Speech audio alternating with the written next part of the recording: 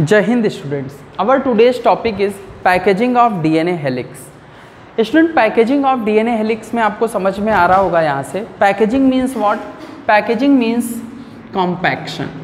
Packaging means compaction, means compaction.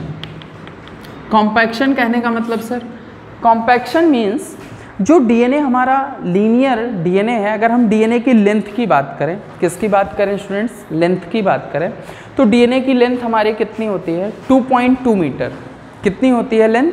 2.2 metre. ध्यान से समझें, अगर मैं आपसे पूछूं DNA is present in, DNA is present in, DNA कहाँ पर प्रेजेंट होता है students?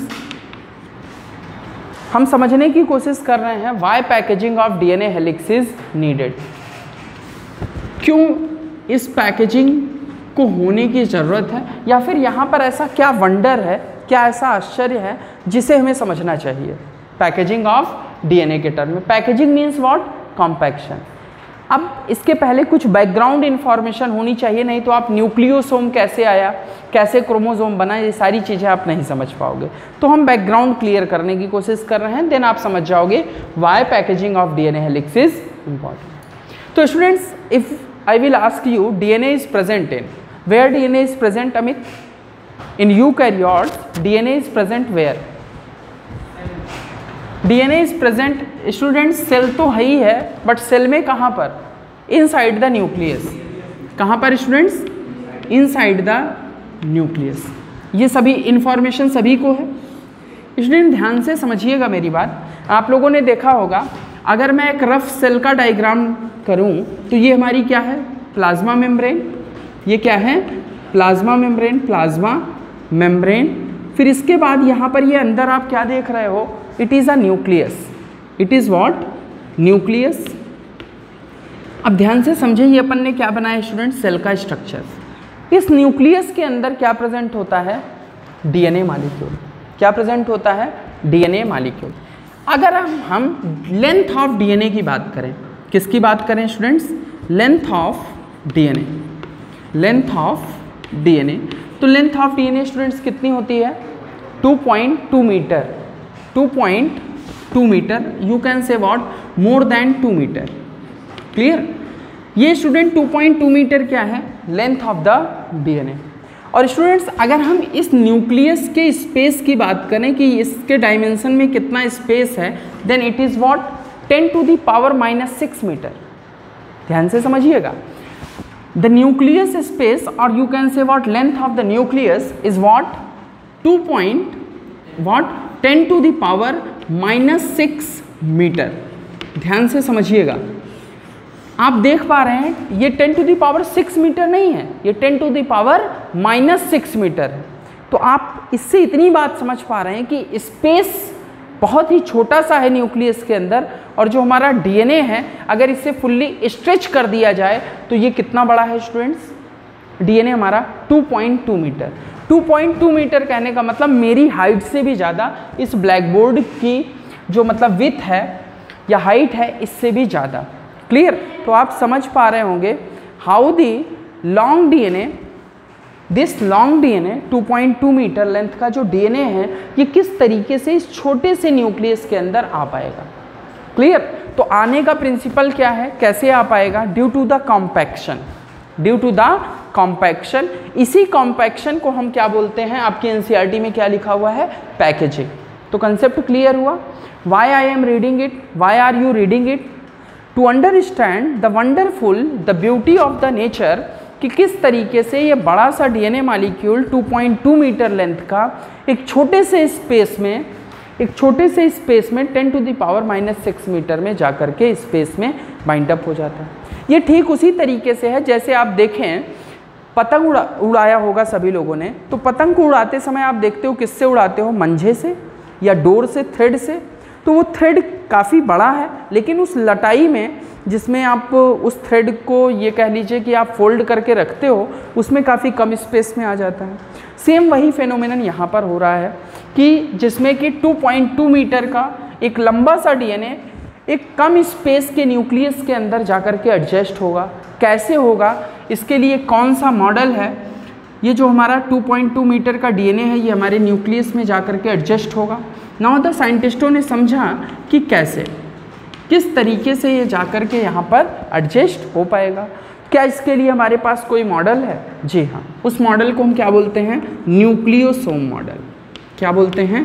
Nucleosome model. Student, I hope आपके कंसेप्ट रॉक सॉलिड हो चुके हैं, आपको समझ में आ गया है कि हमें क्या समझना है। तो nucleosome are the structural unit of chromosome. Nucleosomes क्या हैं? स्ट्रक्चरल यूनिट है। किसकी स्ट्रक्चरल यूनिट है? क्रोमोसोम्स की। क्रोमोसोम्स न्यूक्लियोसोम के बने हुए होंगे और क्रोमोसोम में आपको पता है यही हमारा डीएनए क्रोमैटिन के फॉर्म में कॉम्पैक्ट होकर के प्रेजेंट होता है। तो ये कॉम्पैक्टनेस कैसे आ रही है, कौन कौन सी प्रोटीन्स इन्वॉल्व हो रही हैं, यहाँ से नीट में कहाँ से क्वेश्चंस आते हैं, उन सारी चीज़ों को आइए समझते हैं। तो आपने समझ लिया कि लेंथ ऑफ डीएनए कितनी है? 2.2 मीटर। अगर आपसे कोई पूछे कि ये 2.2 मीटर लेंथ आपने कैलकुलेट कैसे की, तो आपको पता है total content of haploid DNA कितना है? टोटल कंटेंट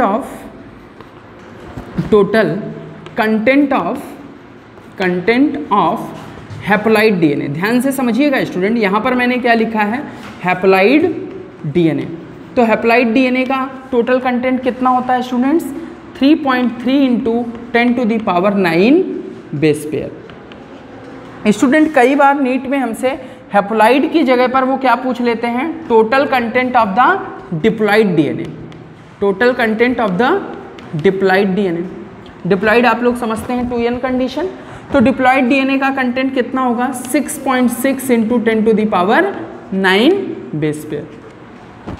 जो दो बेस पेयर होते हैं उनके बीच की डिस्टेंस कितनी है? 0.34 एंगस्ट्रॉन। अगर 0.34 एंगस्ट्रॉन को आप मीटर में कन्वर्ट करके इससे मल्टीप्लाई करेंगे then you will get what? 2.2 metre.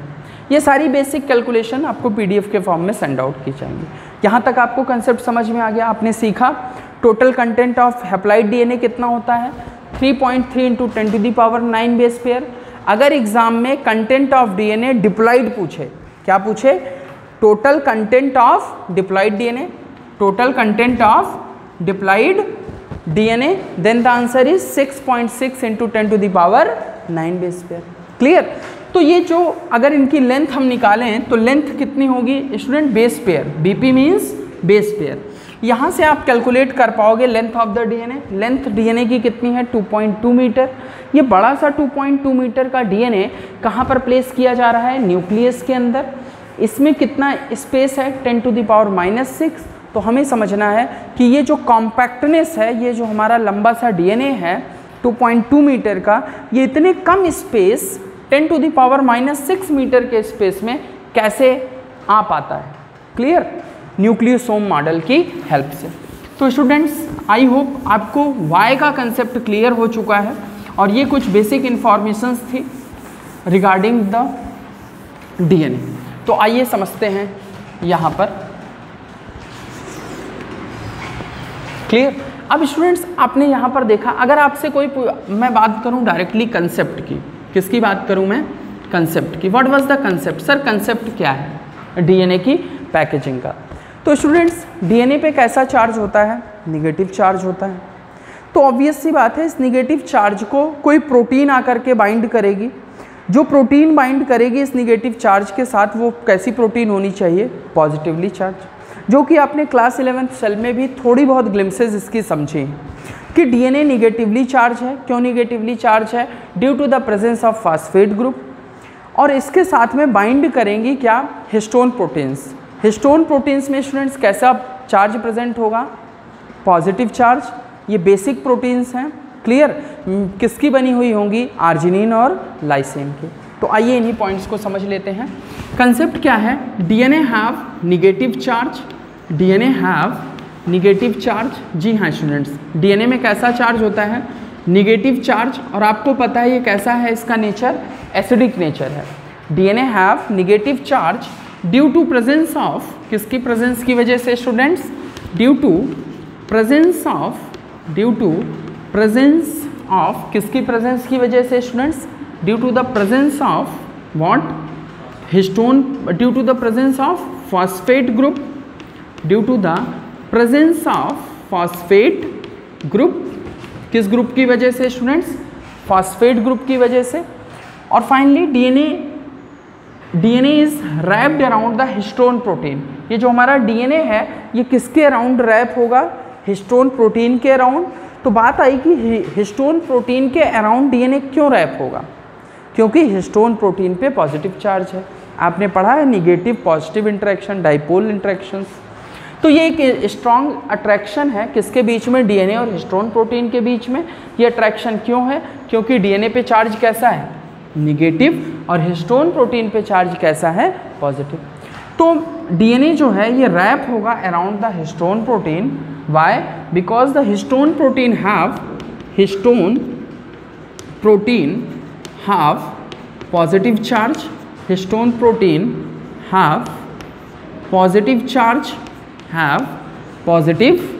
Charge. Student positive charge होता है, और ये आपको पता है डीएनए कैसा है हमारा? एसिडिक नेचर होता है। डीएनए का नेचर कैसा है स्टूडेंट्स? एसिडिक नेचर है। कैसा नेचर है? एसिडिक नेचर है, निगेटिवली चार्ज है। इस पे डायरेक्ट क्वेश्चंस मिलेंगे आपको। ये जो हिस्टोन प्रोटीन्स हैं इन पर कैसा चार्ज है? पॉजिटिव चार्ज है। और इनका स्टूडेंट्स हिस्टोन प्रोटीन का नेचर कैसा है? Basic nature. कैसा नेचर है स्टूडेंट्स? बेसिक नेचर है। समझते हैं आप लोग? एल्कलाइन नेचर है, बेसिक नेचर है। ये जो हिस्टोन प्रोटीन्स हैं हैव द पॉजिटिव चार्ज। क्यों पॉजिटिव चार्ज है? ड्यू टू प्रेजेंस ऑफ किसकी प्रेजेंस की वजह से students? Presence of arginine and lysine amino acids. Arginine and lysine amino acid. किन अमीनो एसिड्स की वजह से स्टूडेंट्स? आर्जिनिन और लाइसिन अमीनो एसिड्स की वजह से। कंसेप्ट क्लियर है? तो आपके मन में आना चाहिए, आपसे नीट में स्टूडेंट्स डायरेक्ट ये पूछा जाता है कि कौन से दो अमीनो एसिड प्रेजेंट होते हैं हिस्टोन प्रोटीन के अंदर, तो आप बता पाओगे आर्जिनिन और लाइसिन। आपने ये सारी इन्फॉर्मेशन शायद क्लास 11th में पढ़ी होंगी, अगर नहीं पढ़ी हैं तो जस्ट अपने कंसेप्ट रॉक सॉलिड करें। स्टूडेंट हमारे माइंड में क्वेश्चन आने चाहिए कि sir this histone protein is absent in prokaryotes. ये जो हिस्टोन प्रोटीन है ये कहाँ पर एब्सेंट होती है? प्रोकैरियोट्स में। लेकिन सर डीएनए तो प्रोकैरियोट्स में भी प्रेजेंट है, यद्यपि कि न्यूक्लियस वहाँ पर नहीं है, वो न्यूक्लियाइड के फॉर्म में प्रेजेंट होगा वहाँ पर डीएनए हमारा, लेकिन वहाँ पर भी तो इसे कॉम्पैक्ट किया जाएगा। तो वहाँ पर हिस्टोन प्रोटीन की जगह पर प्रोकैरियोट्स में कौन सी प्रोटीन्स आएंगी, ये क्वेश्चन आपसे पूछा जाएगा। तो आप लोगों को याद रखना है पॉलीअमीन्स। क्या याद रखना है? Polyamines are found in the prokaryotes in place of histone protein. जी हाँ, हिस्टोन प्रोटीन की जगह पॉलीअमीन्स पाई जाती हैं प्रोकैरियोट्स में। तो नोट करके लिख लें, prokaryotes have polyamines in place of histone protein. बात समझ जाएंगे आप? Prokaryotes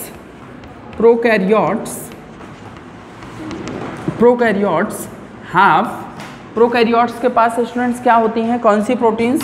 have polyamines in place of student किसके प्लेस पे? हिस्टोन प्रोटीन के प्लेस पे। हिस्टोन प्रोटीन के प्लेस पे। यहाँ तक पॉइंट समझ में आ गए आपको? तो आपको क्या क्या याद रखना है? डीएनए पे स्टूडेंट्स कैसा चार्ज है? हम समझ रहे हैं कि डीएनए 2.2 मीटर का है। इसे छोटे से स्पेस में 10⁻⁻⁶ मीटर के स्पेस में न्यूक्लियस के अंदर हमें पैक करना है। पैकेजिंग को अपन क्या समझ सकते हैं? कॉम्पैक्शन कह सकते हैं, या फिर कंप्रेस करेंगे इसे। तो कंप्रेस करने के लिए डीएनए के पास कोई प्रोटीन बाइंड होंगी जो इसे कंप्रेस करने का काम करेंगे। क्लियर? तो वो कंप्रेस करने वाली प्रोटीन्स या फिर जिस पर डीएनए रैप करेगा उस प्रोटीन का नाम क्या है? Histone protein. अब बात आई कि डीएनए हिस्टोन प्रोटीन के साथ क्यों इंटरेक्ट करेगा? Due to the different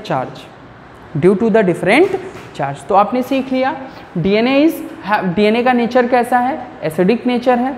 charge कैसा है डीएनए पर? निगेटिव चार्ज है। क्लियर? और जबकि हिस्टोन प्रोटीन पर हमारे कैसा चार्ज है, पॉजिटिव चार्ज है। बात आई कि डीएनए पे निगेटिव चार्ज क्यों है, due to the presence of phosphate group, जबकि हिस्टोन प्रोटीन पर पॉजिटिव चार्ज किसकी वजह से है, due to the presence of protein किसकी बनी होती हैं, अमीनो एसिड की। तो ये हिस्टोन प्रोटीन में जो basic amino acid, positively charge amino acid पाए जाते हैं उनका नाम है आर्जिनिन और लाइसिन। कंसेप्ट क्लियर है आपके? तो आपने समझा कि प्रोकैरियोट्स में histone proteins are absent, but histone protein भले एब्सेंट हो लेकिन वहाँ पर कॉम्पैक्ट तो करना है, तो वहाँ पर हिस्टोन प्रोटीन के प्लेस पर कौन सी प्रोटीन्स प्रेजेंट होंगी, पॉलीअमीन्स। कौन सी प्रोटीन प्रेजेंट होंगी, पॉलीअमीन्स। आई होप आपको कंसेप्ट क्लियर हो रहा होगा। स्टूडेंट्स अब हम आगे मूव करते हैं और समझते हैं न्यूक्लियोसोम क्या है। न्यूक्लियोसोम क्या है और ये न्यूक्लियोसोम कैसा है, क्लियर? तो स्टूडेंट्स आज की क्लास के बाद आपको पैकेजिंग और डीएनए से रिलेटेड कोई भी डाउट नहीं रह जाएगा। बस आप वीडियो को ध्यान से पूरे पेशेंस के साथ अच्छे से समझने की कोशिश करें। तो स्टूडेंट्स न्यूक्लियोसोम जो हमेशा से आपके लिए एक कन्फ्यूज़न बना रहता है, आपको समझ में आ गया कि थीम क्या है। तो न्यूक्लियोसोम है क्या चीज़? It is the structural unit of chromosome. Nucleosome क्या है students? Is the structural unit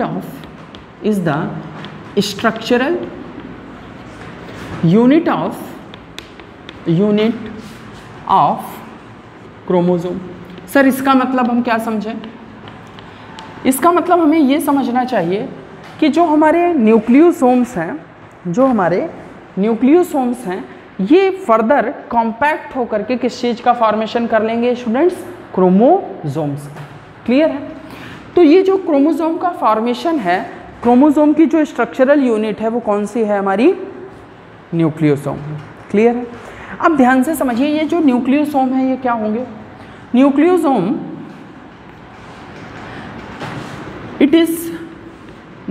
है क्या?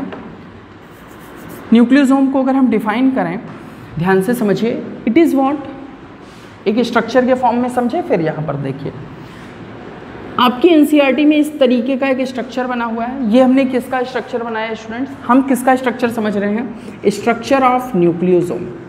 जी हाँ, किसका स्ट्रक्चर समझ रहे हैं? Structure of nucleosome.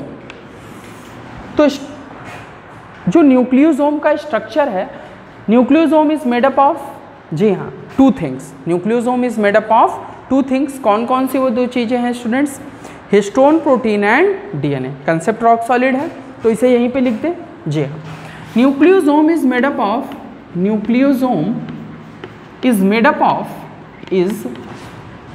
ऑफ किस चीज़ का बना हुआ है students? Is made up of किस चीज़ का स्टूडेंट्स? डीएनए से मिल करके। और कौन सी चीज़ प्रेजेंट है? DNA and histone protein. Student जितनी लाइनें मैं लिख रहा हूँ ये सारे आपके क्वेश्चंस हैं। DNA and histone protein. Clear? अब बात आई जो सर हिस्टोन प्रोटीन हैं ये कैसी हैं? आपने पढ़ा अभी भी, पॉजिटिवली चार्ज हैं और साथ साथ में यहाँ पर जो अमीनो एसिड्स प्रेजेंट हैं वो आर्जिनिन और लाइसिन हैं। एक स्टेप और आगे चले, ये जो हिस्टोन प्रोटीन हैं, दीज हिस्टोन प्रोटीन्स, अब क्वेश्चंस आए साइंटिस्ट के माइंड में कि न्यूक्लियोसोम हिस्टोन प्रोटीन्स और डीएनए से मिलके बना है। क्लियर? आपको ये भी समझ में आ गया कि due to the different charges they will interact to each other. Clear? Now the question arises, how many types of histone proteins are found in the nucleosome? यानी कि कितने टाइप की हिस्टोन प्रोटीन्स होती हैं? तो आपको ऑप्शंस में मिल सकता है 2, 3, 4, 5। How many types of histone proteins? Tell me, how many types of histone proteins? Anybody from the class बताइए। 5 types of histone proteins are found in the nucleosome, और you can say 5 types of histone proteins. कितने तरीके की students histone proteins हैं? 5 types की। कितनी students? 5 types की। तो ये नंबर इंपॉर्टेंट है आपके लिए, इसे डिटेल में आपकी एनसीईआरटी में दिया भी है। ये हम पैकेजिंग पढ़ रहे हैं, पैकेजिंग ऑफ डीएनए हेलिक्स पढ़ रहे हैं। कहाँ पर स्टूडेंट्स? प्रोकैरियोट्स में या यूकैरियोट्स में? यूकैरियोट्स में। कैसे पता आपको? Because due to the histone proteins. Clear. Prokaryotes में सिंपल फेनोमेनन है। प्रोकैरियोट्स में आपको सिर्फ इतना याद रखना है, histone proteins are absent in prokaryotes and polyamines are present in the prokaryotes. समझ में आ गया। हिस्टोन प्रोटीन्स कितने टाइप के हैं स्टूडेंट्स? 5। कौन कौन सी? H1, H2A, H2B, H3 and the H4.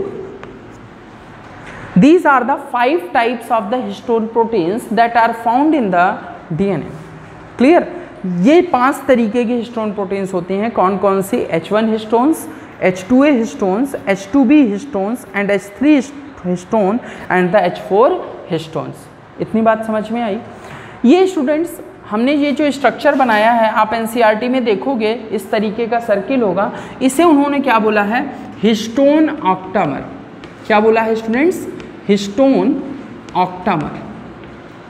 Sir इसे हिस्टोन कहाँ समझ में आया कि हिस्टोन प्रोटीन है, लेकिन ऑक्टामर क्यों बोलते हैं इसे? स्टूडेंट्स आपको पता है कि ऑक्टा, केमिस्ट्री में आप पढ़ते हैं octane. Octane means 8। Octa means, octane means what? 8 ना। Means this histone octamer is made up of 8 proteins. 8 histone proteins. कितनी हिस्टोन प्रोटीन से मिलके बना हुआ होगा स्टूडेंट? ये 8 हिस्टोन प्रोटीन से। स्टूडेंट ध्यान से समझिएगा, आपके मन में डाउट आ रहा होगा कि सर आपने बताया हिस्टोन प्रोटीन्स तो 5 टाइप्स की हैं और आप कह रहे हो कि हिस्टोन ऑक्टामर में 8 डिफरेंट टाइप की प्रोटीन्स प्रेजेंट होंगी। इस पॉइंट को ध्यान से समझें कि these H2A, H2B, H3 and H4, these 4 are found in the doublet। Found in the doublet. ये जो हिस्टोन प्रोटीन्स हैं ये डबलेट में होंगी और ये कहाँ पर प्रेजेंट होंगी? किसे फॉर्म कर रही होंगी? हिस्टोन ऑक्टामर को। बात समझ में आ गई? यानी कि H2A की 2 सब यूनिट्स होंगी, H2A, H2A। इसी तरीके से H2B, H2B की भी 2 सब यूनिट्स होंगी, H3 की भी 2 सब यूनिट्स होंगी और H4 की भी 2 सब यूनिट्स होंगी। और ये कितनी है? 1 2 3 4। क्लियर? ये जो 4 सब यूनिट्स हैं ये सब की सब यहाँ पर प्रेजेंट होंगी किस फॉर्म में? डबलेट के फॉर्म में। किस फॉर्म में? डबलेट के फॉर्म में। और ऑब्वियसली ये कितनी हो जाएंगी? 8 हो जाएंगी। 8 डिफरेंट टाइप्स ऑफ प्रोटीन्स होंगे। समझ में आ गई बात? अब यहाँ पर ध्यान से समझें, ये जो हिस्टोन ऑक्टामर है यहाँ पर रैप किया होता है क्या? DNA। क्या रैप किया होता है? DNA। ये जो रैप किया होता है DNA, ये अप्रॉक्स 2 टाइम्स। कितने टाइम्स? Approx 2 times. अगर हम एग्जैक्टली बात करें, एग्जैक्ट फिगर की बात करें, अप्रॉक्स 1.67 टर्न। Approx 1.67 turn. इतना ज़्यादा डिटेल में आपको नहीं समझना है, आप सिर्फ इतना याद रखें, अप्रॉक्स 2 टाइम्स और 1.67 टाइम्स ये DNA इस पर रैप किया होगा। तो ये जो इस तरीके से रैपिंग आपको दिख रही है, ये रैप करने वाली फ्रैगमेंट कौन सा है student? It is what? DNA। It is what? DNA। बात समझ में आ गई? फिर इसके बाद ये जो DNA हैं यहाँ पर निकले हुए, इनको पकड़ के रखने का काम या एसोसिएट करके रखने का काम कौन करेगा? H1 histone. कौन करेगा स्टूडेंट्स? H1 histone. समझ पाओगे आप लोग? It is what? H1 histone. H1 histone. Student ध्यान से समझें, आपसे यहाँ पर क्या क्या क्वेश्चंस आ सकते हैं। क्लियर? अब ध्यान से यहाँ पर देखें, इस पूरे पोर्शन को न्यूक्लियस, हिस्टोन ऑक्टामर और DNA को, हिस्टोन ऑक्टामर और DNA को हम क्या बोलते हैं? Core of histone. इस DNA तक के पोर्शन को, इस H1 हिस्टोन प्रोटीन को हम रिमूव करके बात कर रहे हैं, इतने पोर्शन को हम क्या बोलते हैं students? Core of histone octamer. Core of nucleosome बोल लें जी, core of nucleosome. Core of nucleosome. यहाँ तक बात समझ में आ गई? अब ध्यान से समझिए यहाँ से क्वेश्चंस कैसे आते हैं। क्लियर? यहाँ पर नीट का मैंने एक क्वेश्चन भी फ्रेम किया है ताकि आपको और बेहतर तरीके से समझाया जा सके। यहाँ पर आपसे पूछा गया है which histone protein is not a part of nucleosome. कौन सी हिस्टोन प्रोटीन न्यूक्लियोसोम का पार्ट नहीं है? तो आप एग्जैक्टली अगर फिगर में देखें तो अभी मैंने आपको बताया था कि दिस, ध्यान से समझिए, न्यूक्लियोसोम क्या है? Nucleosome is the structural unit of chromosome. Sir मतलब समझ में आ गया कि न्यूक्लियोसोम स्ट्रक्चरल यूनिट है क्रोमोसोम। आप इससे ये कह रहे हैं कि क्रोमोसोम का फॉर्मेशन किससे होगा? न्यूक्लियोसोम से होगा। बात समझ में आ गई। अब यहाँ पर न्यूक्लियोसोम किससे मिलकर के बना होगा? डीएनए और हिस्टोन प्रोटीन से। आपको ऑप्शन में दे देंगे वो आरएनए हिस्टोन प्रोटीन से बना होगा, या फिर प्रोटीन से ही बना होगा, या फिर डीएनए हिस्टोन और प्रोटीन से बना होगा, डीएनए आरएनए और हिस्टोन प्रोटीन से बना होगा। तो आपको याद रखना है डीएनए और हिस्टोन प्रोटीन से मिलकर बना होगा। समझ में आ गई बात। अब सर हिस्टोन प्रोटीन्स कितने टाइप्स की होती हैं? अगला क्वेश्चन ये हो सकता है कि तो आपको याद रखना है हिस्टोन प्रोटीन्स कितने टाइप की होती हैं? 5 टाइप्स की होती हैं। कौन कौन सी? H1A, यहाँ पर देखें H1 histone, H2A, H2B, H3 and H4। These are the 5 types of histone protein. समझ पा रहे हैं? 1, 2, 3, 4 and 5। These 5 different types of the histone proteins. Out of these 5, only these 4 histone proteins are found in the histone octamer. ये जो 5 हैं, इस 5 में से सिर्फ 4 ही इन्वॉल्व होती हैं इस हिस्टोन ऑक्टामर के फॉर्मेशन में। क्लियर? तो वो कौन कौन सी हो गई? H2A हो गई, H2B हो गई, H3 हो गई और H4 हो गई। आपसे पूछा जा सकता है कि ये सारी किस में होंगी? सिंगलेट में प्रेजेंट होंगी या डबलेट में? ऑब्वियस सी बात है डबलेट में होंगी, तभी तो ये 8 हो पाएंगे। क्लियर है? तो ये सारी डबलेट में प्रेजेंट होंगे।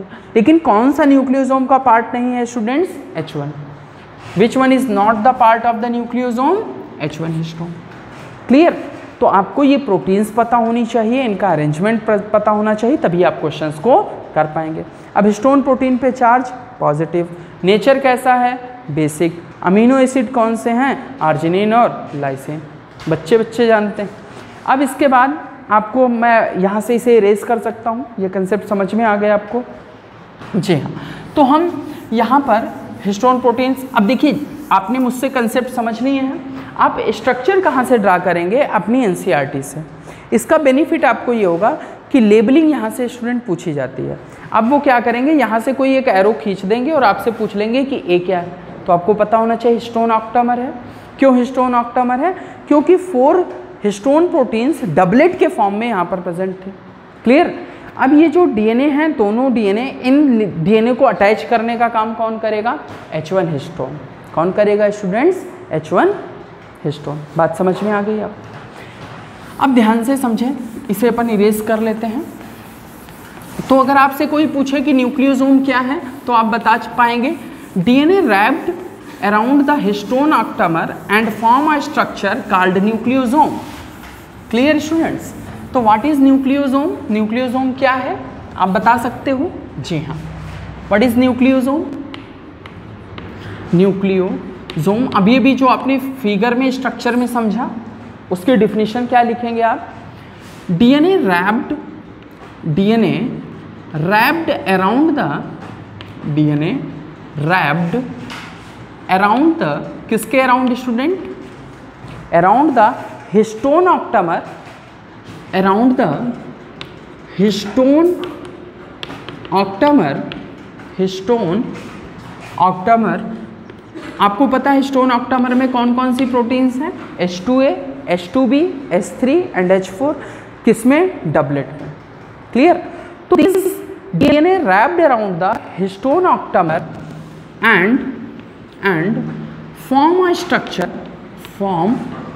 स्ट्रक्चर, एक स्ट्रक्चर का फॉर्मेशन करेगा, दैट इज कॉल्ड व्हाट?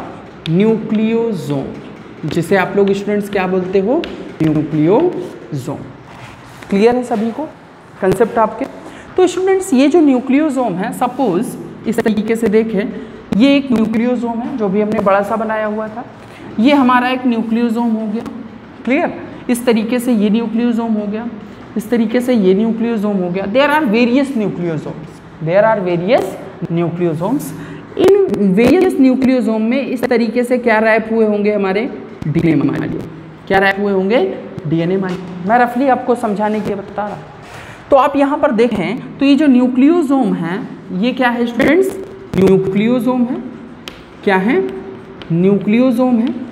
और ये न्यूक्लियोसोम, यही न्यूक्लियोसोम आगे चल करके आप देख पाओगे nucleosomes are the structural unit of the chromosomes. ध्यान से समझें, ये एक न्यूक्लियोसोम है, ये दूसरा न्यूक्लियोसोम है। इन दोनों न्यूक्लियोसोम के बीच में यहाँ पर एक डीएनए प्रेजेंट है। इस डीएनए को हम लोग क्या बोलते हैं? Linker DNA. क्या बोलते हैं? Linker DNA. क्या बोलते हैं स्टूडेंट्स? Linker DNA. तो कई बार आपसे बोर्ड में या फिर नीट में पूछ लिया जाता है what is linker DNA, what is linker DNA. Linker DNA क्या है? तो आप क्या बताएंगे? A DNA which connects the two nucleosome, जो ऐसा डीएनए जो दो न्यूक्लियोसोम को कनेक्ट करे। ये एक न्यूक्लियोसोम है, ये भी एक न्यूक्लियोसोम है, ये भी एक न्यूक्लियोसोम है। इन न्यूक्लियोसोम को जो कनेक्ट करता है डीएनए, उस डीएनए का क्या नाम है? Linker DNA. Clear? Linker DNA क्या है? It provides a connection between the two nucleosome, दो न्यूक्लियोसोम के बीच में कनेक्शन प्रोवाइड करता है। समझ में आ गई बात? तो अगर मैं इसे समराइज करूं आपको समझाने के लिए, तो अभी आपने क्या समझा? डीएनए। क्लियर? डीएनए के साथ क्या मिक्स हो गई हमारी? Histone protein. जब डीएनए के साथ हिस्टोन प्रोटीन मिक्स हुई तो क्या बना स्टूडेंट्स? Obviously nucleosome. यही न्यूक्लियोसोम आगे चल के इन्हीं न्यूक्लियोसोम्स के इस तरीके से अरेंजमेंट होगा, फिर इसके बाद इनके बीच में फोल्डिंग होगी। ये फोल्डिंग बनाने के बाद स्टूडेंट्स क्या बना लेंगे यहाँ पर? क्रोमैटिन। क्या बना देंगे? क्रोमैटिन। और यही क्रोमैटिन आगे चल के क्या बना लेंगे? क्रोमोसोम्स। क्या बना लेंगे? क्रोमोसोम। स्टूडेंट बात समझ में आ रही है आपको? जी हाँ, कंसेप्ट क्लियर है आपके? तो ये यहाँ से जो डीएनए था ये क्रोमोसोम के फॉर्म में हो जाएगा, और जो 10⁻⁻⁶ मीटर डिस्टेंस मतलब स्पेस है कहाँ पर? हमारे न्यूक्लियस के अंदर। वहाँ पर डायमेंशन काफ़ी कम है, वहाँ पर स्पेस काफ़ी कम है, क्योंकि डीएनए हमारा काफ़ी लॉन्ग है। तो इसे कॉम्पैक्ट करके स्मॉल साइज में किया जाएगा क्रोमोसोम के फॉर्म में, और इसे कहाँ पर पुट कर दिया जाएगा स्टूडेंट्स? न्यूक्लियस के अंदर। बात समझ में आ गई? तो ये जो इस तरीके का जो स्ट्रक्चर है क्रोमैटिन है, क्रोमैटिन को ही हम लोग क्या बोल लेते हैं? Beads on a string. क्या बोल लेते हैं students? Beads on a string. Sir इसका बीड्स ऑन अ स्ट्रिंग का क्या मतलब हुआ? नहीं समझ में आ रहा है। Beads on a string. Student ध्यान से समझना, ये बीड्स ऑन अ स्ट्रिंग क्या है? मोतियों की माला। Beads on a string means मोतियों की माला। आपको पता है वैज्ञानिक अल्बर्ट आइंस्टीन का नाम सुना होगा, उन्होंने कहा था imagination is a most powerful thing. Clear? तो साइंटिस्ट ने जब इलेक्ट्रॉन माइक्रोस्कोप की हेल्प से इन पिक्चर्स को देखा तो उनको क्या देखने को मिला? इनको इस तरीके से beads on a string like structures दिखे। कैसे स्ट्रक्चर्स दिखे? Beads on a string. Sir beads on a string कहने का मतलब क्या है? ये मोतियों की तरीके से है। क्लियर? और जिस तरीके से धागे मोतियों को जोड़ते हैं उसी तरीके से यहाँ पर डीएनए किसे जोड़ रहा है? न्यूक्लियोसोम को। So it looks like a beads on a string model. Clear है? नहीं समझ में आया तो वीडियो को रिवाइंड कर लें। स्टूडेंट्स ये क्या था? That is all about the nucleosome. Clear? इससे ज़्यादा डिटेल में आपको कतई जाने की ज़रूरत नहीं है। It is good enough to attempt all the questions. Clear? तो यहाँ पर आप लोगों ने समझा। एक कंसेप्ट और है यहाँ पर, अगर आपसे कोई पूछे what was the function of nucleosome, what was the function of nucleosome. Function of nucleosome जो आपको कहीं भी अभी तक नहीं मिला होगा। आप लोग सोच रहे होंगे सर ये कहाँ से लेके आए हैं, हम थोड़ी ना खोजे हैं, हम समझे हैं इसे।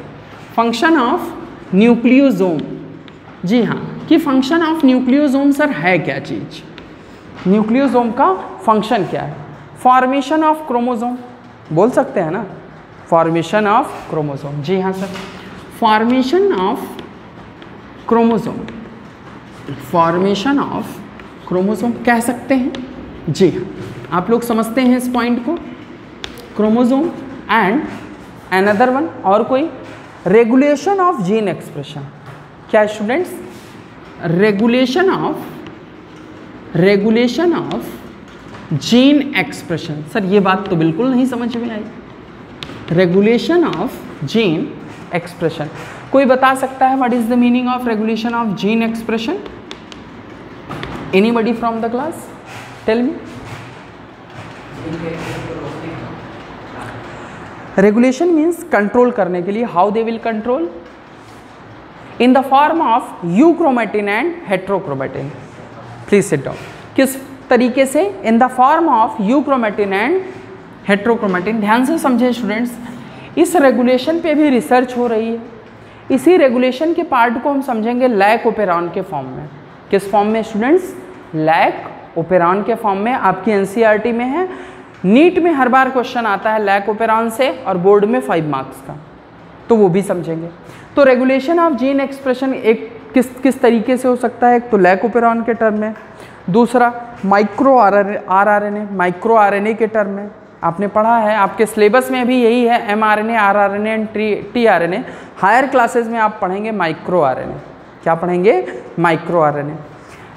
अगला आप यहाँ पर ये जो रेगुलेशन है आपने पढ़ा है, इस चीज़ को आप कैसे समझेंगे? आपने पढ़ा है there are 2 types of the chromatins, there are 2 types of chromatins. Class 11th का मैं रिकैप दे रहा हूँ because the topic is interlinked, questions मिलेंगे आपको नीट में। क्रोमेटिन्स कितने टाइप की होती है सौम्या? कौन कौन से? What was the difference between them? Which one is loosely packed? Excellent. Euchromatin and heterochromatin. तो स्नेहा यूक्रोमेटिन कैसी हैं? लूजली पैक्ड है। कैसी हैं? लूजली पैक्ड हैं। जी हाँ। नेक्स्ट उमा, हेट्रोक्रोमेटिन कैसी हैं? They are tightly packed. हमने प्रीवियस क्लास में समझा है, दे आर टाइटली पैक्ड। सीखा। इन ये स्टेन कैसा लेंगी euchromatins? They will take light stain, they will take light stain. Ayushi, they will take dark stain. कैसा स्टेन लेंगे ये? डार्क स्टेन लेंगे। क्लियर है? Amit, these euchromatin are transcriptionally active और transcriptionally inactive? बताएं। जी हाँ, these are transcriptionally active. These are transcriptionally active. Is there any doubt? Student सभी को समझ में आ रहा है? These are transcriptionally active. While on the other hand, अब है these are transcriptionally inactive. Please sit down. Transcriptionally inactive. These are what? Transcriptionally inactive. अब है, is there any more difference? जी हाँ, they show late replication ability. They will show late replication ability. They will show early replication ability. Clear? They will show what? Late replication ability. They will show what? Late replication ability. Student इसे मैंने आपको बहुत ही अच्छे से समझाया है, इसलिए मैं इस पर टाइम नहीं दे रहा हूँ। They will show what? Early replication ability. Early replication ability. Replication ability. ध्यान से समझें इन सारी चीज़ों को। स्टूडेंट्स ये जो मतलब सारे पॉइंट्स हमने डिस्कस किए हैं, इसके अंडरस्टैंडिंग सर कैसे करें? आपकी बॉडी में approx 32,000 different types of genes हैं। कितनी students? 32,000 different types of genes are found in our human genome. ये कहाँ से पता चला? ह्यूमन जीनोम प्रोजेक्ट से। उसके लिए भी एक सेपरेट वीडियो बना लेंगे। लेकिन क्वेश्चन अराइज होता है, क्या सर सारी की सारी जीन प्रोटीन्स बनाती हैं? जी नहीं। On demand they will form the protein. For example, आपको पता है आपकी हर सेल के अंदर 46 क्रोमोसोम्स हैं। क्या सारे के सारे क्रोमोसोम्स में प्रेजेंट जीन हमेशा प्रोटीन बनाती हैं? जी नहीं, नहीं बनाती हैं।